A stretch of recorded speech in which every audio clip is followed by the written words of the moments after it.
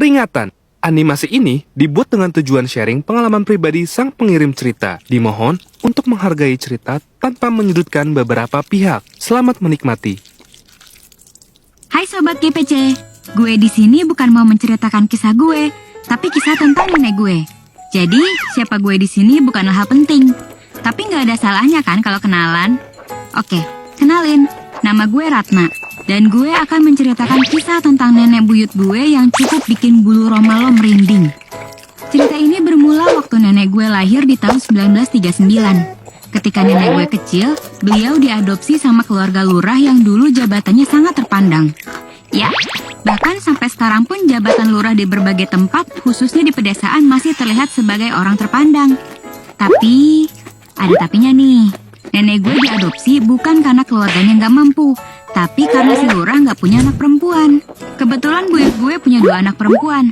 Lalu diadopsilah nenek gue ini karena beliau ini cerdas. Nenek gue ngabisin masa kecil sampai remajanya di Lembang. Dulu tuh buat pergi ke sekolah nenek harus jalan sekitar kurang lebih 10 kiloan dari rumahnya. Dan karena semua orang kenal sama nenek gue, kadang beliau dikasih makanan di tengah jalan sama pedagang yang emang dia kenal. Oke banget deh nenek gue. Nenek tuh nggak punya sepeda atau kendaraan apapun karena itu masih masa penjajahan. Jadi kehidupannya pun nggak enak-enak amat. Meskipun udah jadi anak angkat lurah. Apalagi di masa itu belum ada jual seblak.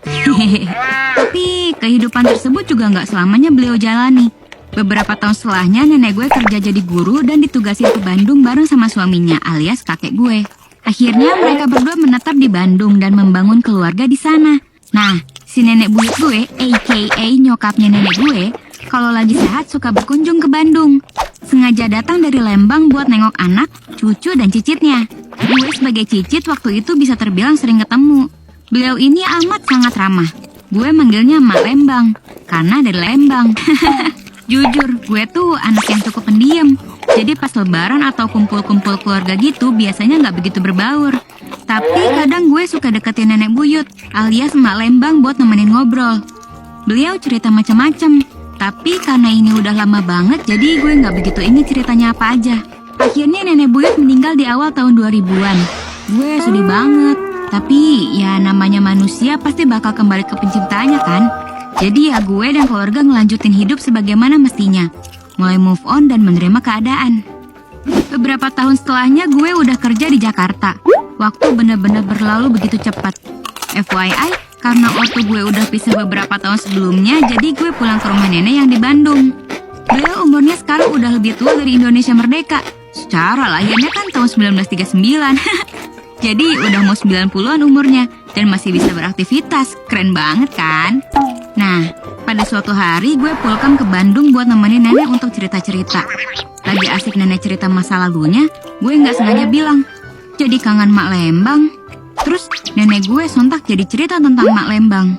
Hingga akhirnya beliau cerita bahwa Mak Lembang dulu suka ngomong sendiri, marah-marah sendiri. Nenek suka mergokin juga kalau Mak Lembang suka marah-marah juga. Tiap denger azan matanya jadi melotot gitu. Gerak-geriknya kayak orang